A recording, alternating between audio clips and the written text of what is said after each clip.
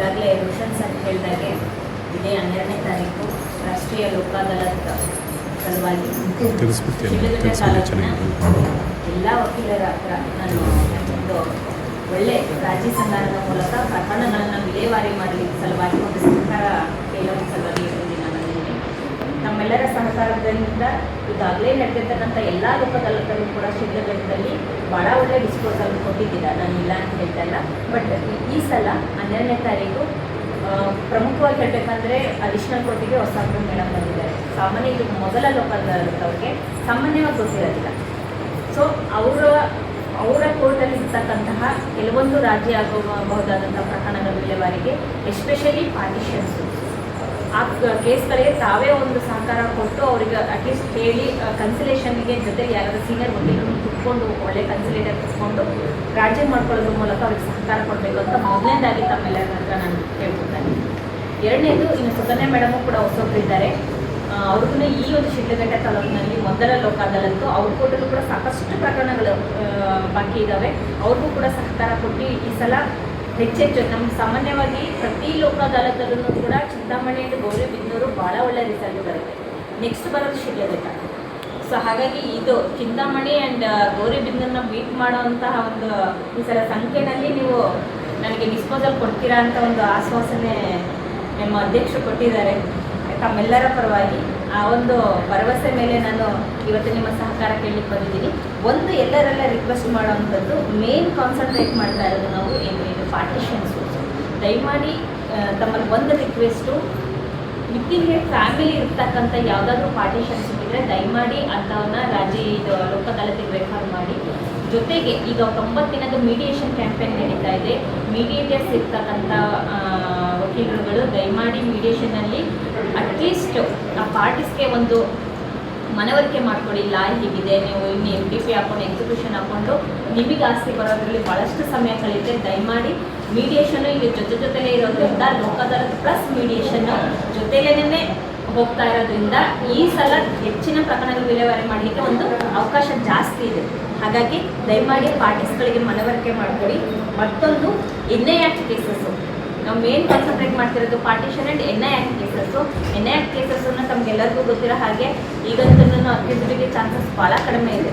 ದಯವಿಟ್ಟು ಆರೋಪಿ ಪರ ವಕೀಲರು ಯಾರ್ಯಾರು ಇರ್ತೀರಿ ದಯವಿಟ್ಟು ನಿಮ್ಮ ಕಕ್ಷಿದಾರಗಳಿಗೆ ಮನವರಿಕೆ ಮಾಡಿ ಆದಷ್ಟು ಆ ಥರ ಪ್ರಕರಣಗಳನ್ನ ಬೇಗ ವಿಲೇವಾರಿ ಮಾಡಲಿಕ್ಕೆ ಸಹಕಾರ ಮಾಡಬೇಕು ಅಂತ ಹೇಳ್ತೀನಿ.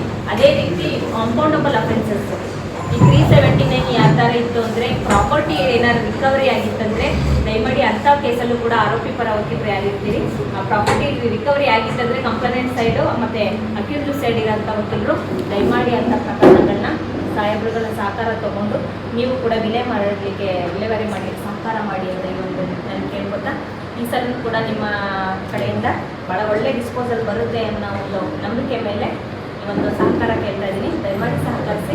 ಈ ಸಲ ಶಿಡ್ಲಘಟ್ಟ ಅಟ್ಲೀಸ್ಟ್ ಒಂದು 2nd ಪ್ಲೇಸ್ಗಾದರೂ ಬರುತ್ತೆ ಅನ್ನೋ ಒಂದು ನಂಬಿಕೆ ಮೇಲಿದ್ದೀನಿ. ದಯವಿಟ್ಟು ಸಹಕಾರ ಮಾಡಿ. ಮತ್ತು ಏನಾದರೂ ಪ್ರಾಬ್ಲಮ್ ಇದ್ದಾದರೆ ದಯವಿಟ್ಟು ಹೇಳಿ. ನಿಮ್ಮ ಕಡೆಯಿಂದ ನಾವು ಈ ಸಲ ಲೋಕ ಅದಾಲತ್ ಯಾವ ರೀತಿ ಮಾಡ್ಬೋದು ಅಂತ ಒಂದು ಸಜೆಷನ್ ಇದೆ ದಯಮಾಡಿ ಶೇರ್ ಮಾಡಿ. ಅದನ್ನು ನಾವು ಇಂಪ್ರೂವ್ ಮಾಡಲಿಕ್ಕೆ ಅಥವಾ ಆ ರೀತಿ ಮಾಡಲಿಕ್ಕೆ ಒಂದು ಪ್ರಯತ್ನವನ್ನು ನಾವು ಮಾಡ್ತೀವಿ.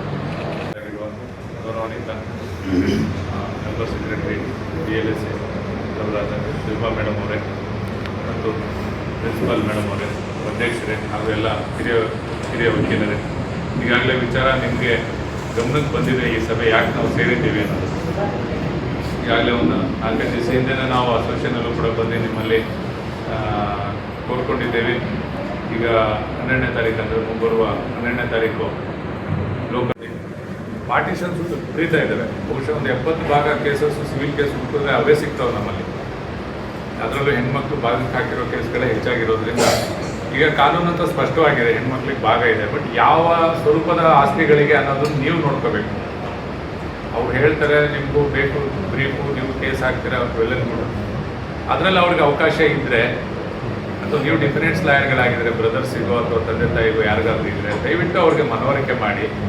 ಅವ್ರಿಗೊಂದು ಭಾಗ ಕಾನೂನಲ್ಲಿ ಆಲ್ರೆಡಿ ಫಿಕ್ಸ್ ಆಗಿದೆಪ್ಪ, ಅವಕಾಶ ಇರೋದ್ರಿಂದ ನೀವು ಎಷ್ಟೇ ವರ್ಷ ನಡೆದ್ರು ನಾಳೆನೂ ಅಂತಿಮವಾಗಿ ಅವ್ರಿಗೊಂದು ಭಾಗ ಹೋಗುತ್ತೆ ಅನ್ನೋದು ಖಂಡಿತ ಅನ್ನೋದು ಇದ್ದಂಥ ಕೇಸ್ಗಳಲ್ಲಿ ನೀವು ಡಿಫರೆನ್ಸ್ ಕೌನ್ಸಿಲ್ಗೆ ಯಾರು ಇದ್ದರೆ ದಯವಿಟ್ಟು ಮನವರಿಕೆ. ಇವತ್ತು ನೀವು ಪರ್ಚೇಸರ್ಗಿದ್ರೂ ಸ್ವಲ್ಪ ಗಮನಕ್ಕೆ ತನ್ನಿ, ಯಾವಾಗ ಪರ್ಚೇಸ್ ಆಗಿದೆ ನೋಡ್ಕೊಂಡು ಇಲ್ಲ ಅವರು ಮಗಳದು ಅಥವಾ ತಂಗಿದು ಅವಕಾಶ ಇತ್ತು, ಅವಳಿಗೆ ಭಾಗ ಕೊಡದೆ ಮಾರಾಟ ಆಗೋಗಿದೆ, ಏನಾದರೂ ಒಂದು ಸೆಟ್ಲ್ಮೆಂಟು ದುಡ್ಡಲ್ಲೋ ಅಥವಾ ಏನಾದರೂ ಬೇರೆ ರೀತಿಯಲ್ಲೋ ಭಾಗದಲ್ಲೋ ಕೊಟ್ಟು ಏನಾದರೂ ಒಂದು ಸೆಟ್ಲ್ಮೆಂಟ್ ಅವಕಾಶ ಇದ್ದರೆ ನೀವು ಮನವರಿಕೆ ಮಾಡಿ.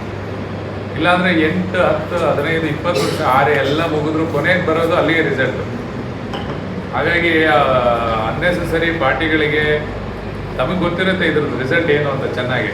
ಅದರಲ್ಲಿ ಕಾನೂನಲ್ಲಿ ಅವಕಾಶ ಇದೆಯಾ ಇಲ್ವೋ ಎದುರುಗಡೆ ಅವನಿಗೆ ಅಥವಾ ಕೇಸ್ ಹಾಕಿರೋನಿಗೆ, ಅದನ್ನು ದಯವಿಟ್ಟು ಮನವರಿಕೆ ಮಾಡೋ ಜವಾಬ್ದಾರಿ ನಿಮ್ಮದು. ಯಾಕಂದರೆ ನಾವು ನೇರವಾಗಿ ಹೇಳೋಕ್ಕಾಗೋದಿಲ್ಲ ಓಪನ್ ಆಗಿ.